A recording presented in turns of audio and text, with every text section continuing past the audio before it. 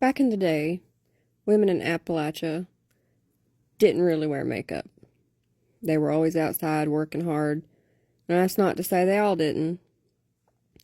But my Mamaw did not have money to buy makeup. Her family didn't. They had just enough money to save and use on things that they desperately needed that they could not provide for themselves, either through growing it, harvesting it, or trading. So one time my Mamaw went to get her picture taken. Didn't take pictures like we do now, obviously. It was a special occasion.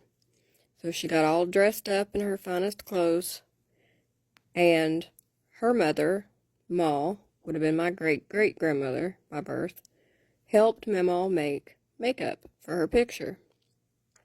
To do this, she took blackberries and raspberries and mashed them all up, mixed them with oil in a pot, and let it boil. When all the color had come out, she strained the seeds and little hairs off the berries and was left with a reddish rose-colored liquid. She let that harden up in a container somewhat. She took a piece of coal and some ash from the fire that they used to stay warm and did the same thing with that in a separate batch. She mixed this one with lard with the ash and shaved off some of the coal.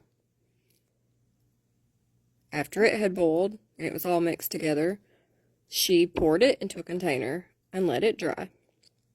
Well, when it was time for Mamaw to get her picture taken, they used their fingers. Mamaw used hers because it could stain your fingers, and put it on Mamaw. She put some of the berry concoction on Mamaw's lips to stain her lips, and just a tad on her cheeks for a little bit of what we would say blush.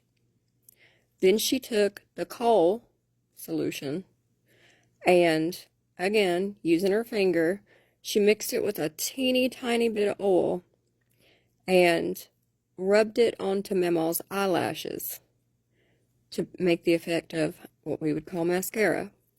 And she put just a hint of that same coal and ash mixture on Mamaw's eyelids without the oil to be like eyeshadow. Mamaw had her picture taken. The next time she wore makeup the same way was when she was getting married. When she was older and could afford it, she'd wear red lipstick every now and then that I remember playing with as a child.